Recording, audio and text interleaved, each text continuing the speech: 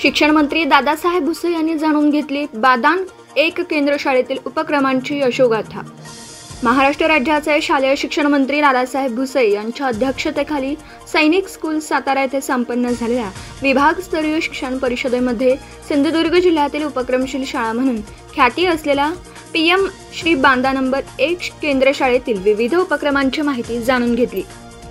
बांदा केंद्र शाळेची यशोगाथा शाळेचे उपक्रमशील शिक्षक व महाराष्ट्र शासनाचा क्रांतिज्योती सावित्रीबाई फुले आदर्श शिक्षक पुरस्कार प्राप्त श्री जे.डी. पाटील यांनी सादर केली। निपुण महाराष्ट्र अंतर्गत पायाभूत साक्षरता व संख्याज्ञान या विषयावर आधारित विद्यार्थ्यांच्या गुणवत्ता विकासासाठी राबवण्यात येणाऱ्या नाविन्यपूर्ण सहशालेय उपक्रमांची माहिती व्हावी यासाठी ही शिक्षण परिषदेत आयोजित करण्यात आली होती। तब्बल 4 तास चाललेल्या शिक्षण परिषदेत महाराष्ट्र राज्याचे शिक्षण आयुक्त सचिंद्र प्रताप सिंह, शिक्षण संचालक राहुल रेखावार, सर्व जिल्हा परिषदांचे प्राथमिक व माध्यमिक शिक्षण अधिकारी, डाएटचे प्राचार्य, विविध जिल्ह्यातील उपक्रमशील शिक्षक उपस्थित होते। यावेळी शिक्षण मंत्री दादासाहेब भुसे यांनी शाळेतील बांदा केंद्र शाळेतील बैलगाडीतून विद्यार्थ्यांचा मिरवणूक काढून साजरा करण्यात आला। शाळा प्रवेशोत्सव, बांधावरची शाळा, स्काउट गाईड उपक्रम, शाळेचा वाढदिवस, विविध ठिकाणच्या क्षेत्रभेटी आदी सहशालेय उपक्रमांचे कौतुक करत बांदा केंद्र शाळेच्या भौतिक सुविधा उपलब्ध करून देण्यात येणार असल्याचं शिक्षण मंत्री यांनी सांगितलं। बांदा केंद्र शाळेतील सर्व विद्यार्थी, शिक्षक, पालक, ग्रामस्थ व शाळा व्यवस्थापन समिती यांचं कौतुक केलं।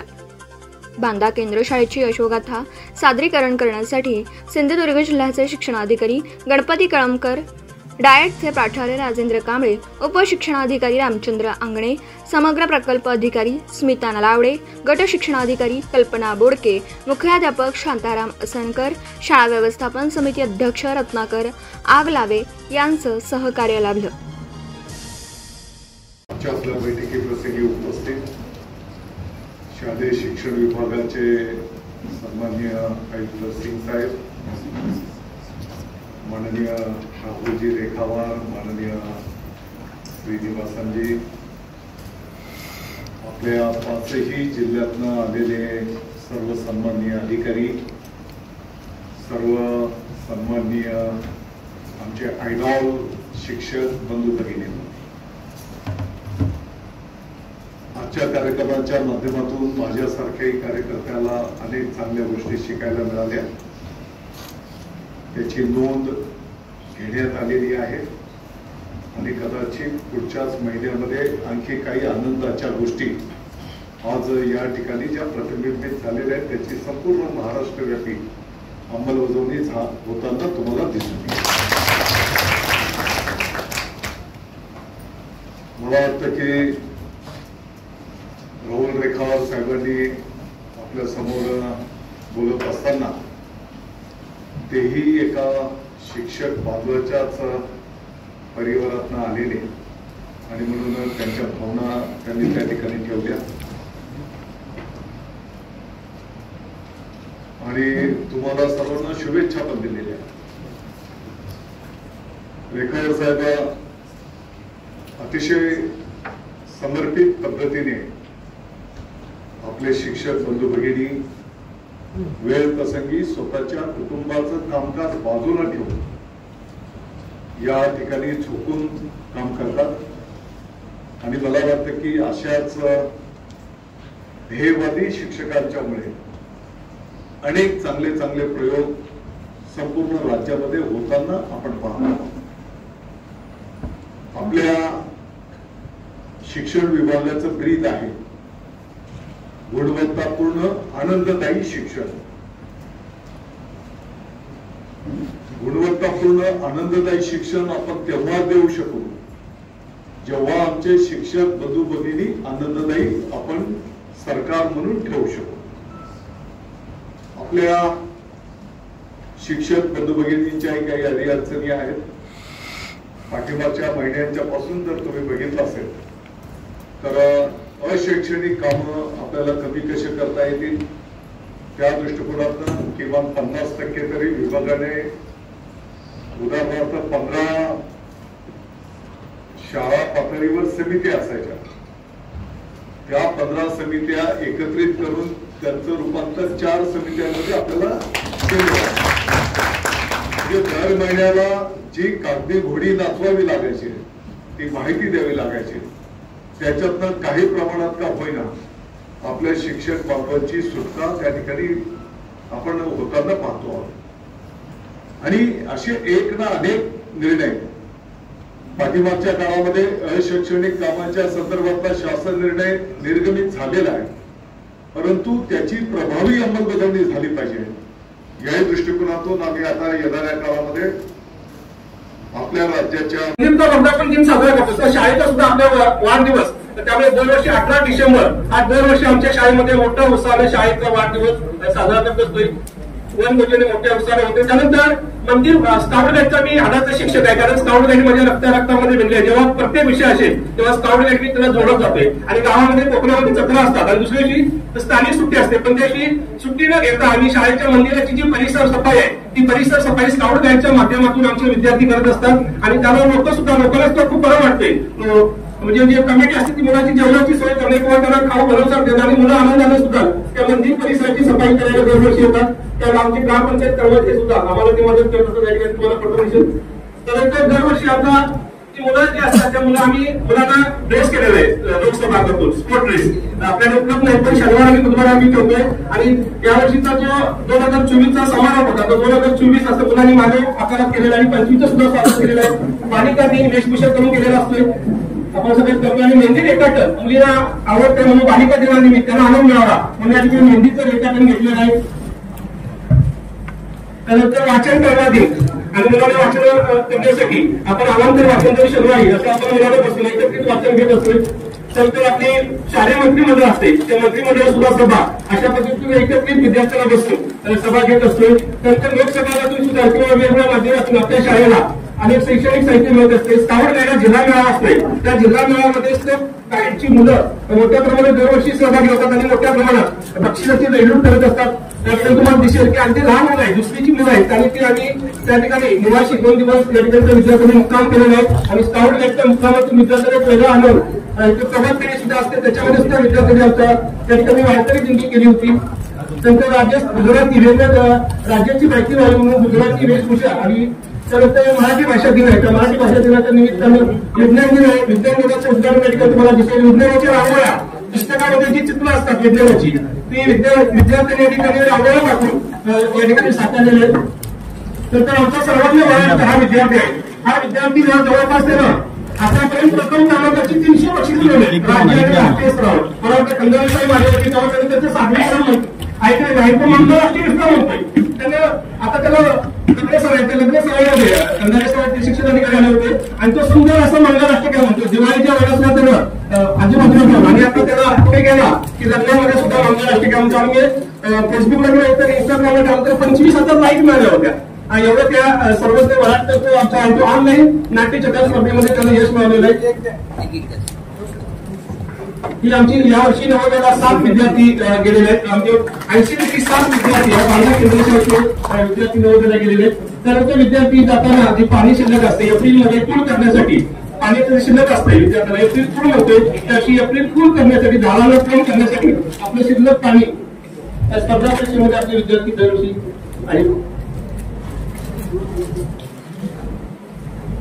आपले शिक्षण कवळकर साहेब शाळेमध्ये आले त्यावेळेस सुद्धा फोटो या ठिकाणी आपल्याला दिसतोय. त्यानंतर मतदार जनजागृती रॅली आहे. दरवर्षी मतदान होते त्यामुळे सायकल या ठिकाणी रॅली काढलेली आणि गावामध्ये असं ओळख आहे. त्या बांधा या गावातील मी शिक्षक आहे आणि माझ्या शाळेचं नाव आहे पीएमसी केंद्रीय शाळा बांधा.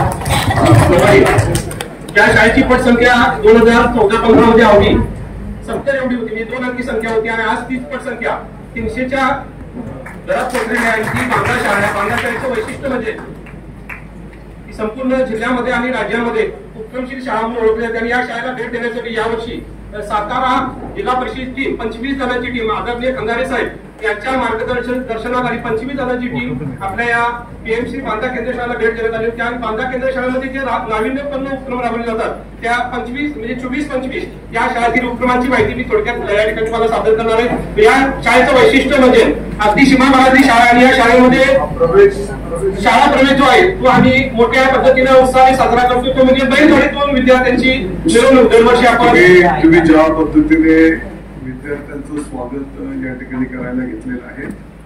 आपल्या महाराष्ट्राच्या सर्वांच्यासाठी आनंदाची गोष्ट आहे. माननीय मुख्यमंत्री महोदय, माननीय उपमुख्यमंत्री महोदय, सर्व मंत्रीगण, खासदार, आमदार, सर्व जिल्हाधिकारी, सीईओ, शिक्षण अधिकारी, सर्व लोकप्रतिनिधी आणि सर्व अधिकारी येणाऱ्या शैक्षणिक वर्षाच्या विद्यार्थ्यांचं स्वागत करण्यासाठी आपल्या शाळेमध्ये उपस्थित राहणार आहे.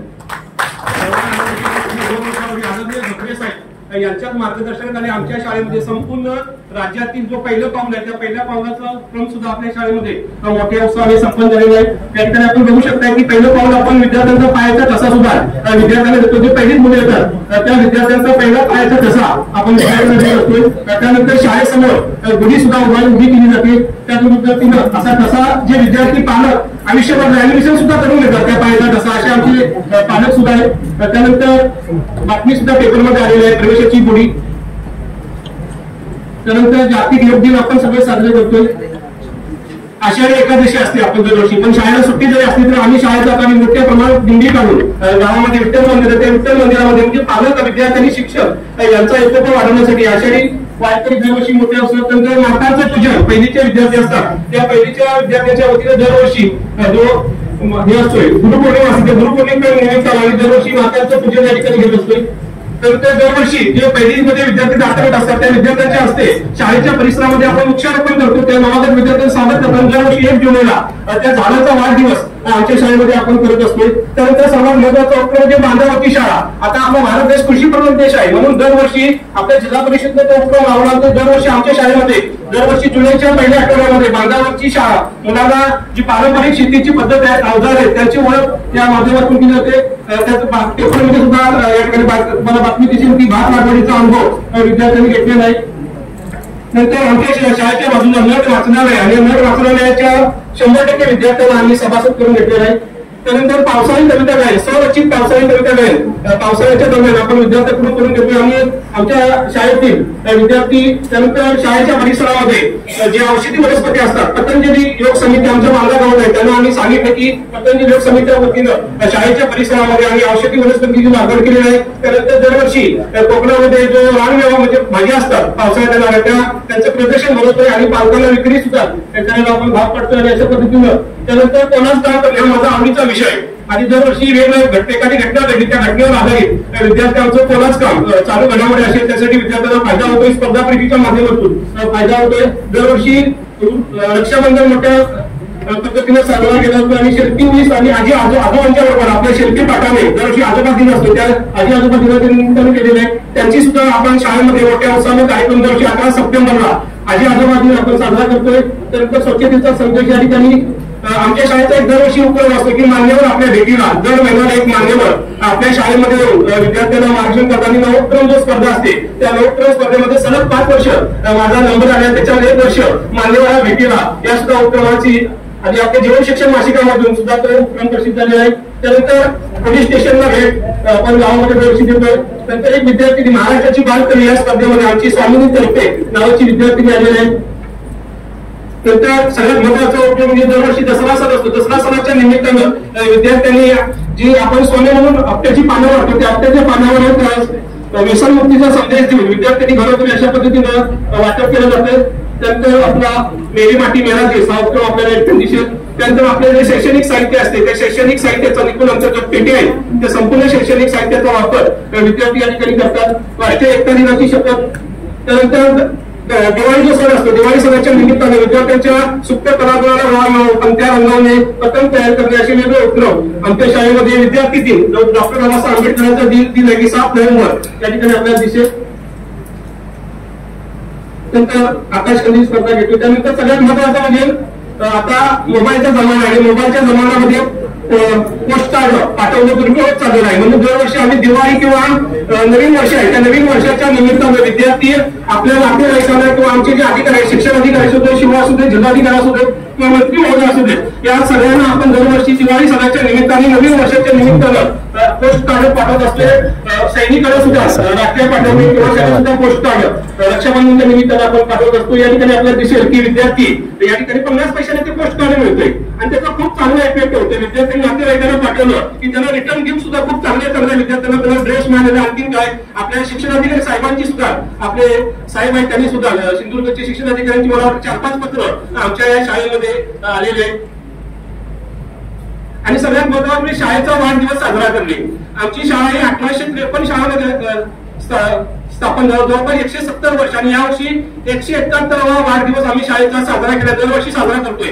कोरोना कालावधीमध्ये असंच आमच्या मनात आलं की आपण वाढदिवस करूया 2021 मध्ये आणि त्यावेळेला भारताने 21 केक आणले होते योगायोगाने. दरवर्षी आम्ही शाळेचा वाढदिवस मोठ्या उत्साहाने साजरा करतो आणि खूप चांगला सपोर्ट लोकांना आपण सांगतोय की जसं मंदिरचा वर्धापन दिन साजरा करतो तसं शाळेचा सुद्धा आपला वाढदिवस. त्यामुळे दरवर्षी 18 डिसेंबर हा दरवर्षी आमच्या शाळेमध्ये मोठ्या उत्साहाने. नवीन व्यवसाय सुरू करत असाल किंवा घरासाठी नवीन फर्निचर बनवायचं असेल तर मग इकडे अवश्य लक्ष द्या. शिराळा शहरात प्रथमच hotel furniture, cooking equipments, table, chair, fast food counter तसेच home furniture, sofa set, bed, teapoy इत्यादी फर्निचर स्टेनलेस स्टील मध्ये आणि हव्या त्या साईज मध्ये उपलब्ध. Vishwakarma steel industries, plot number E47 MIDC Shirala. संपर्क 99 23 12 5005 आणि 99 22 03 5005. आपण पाहत आहात भास्कर पब्लिकेशन प्रस्तुत BBL मराठी, बातमी निपक्ष, सदैव दक्ष.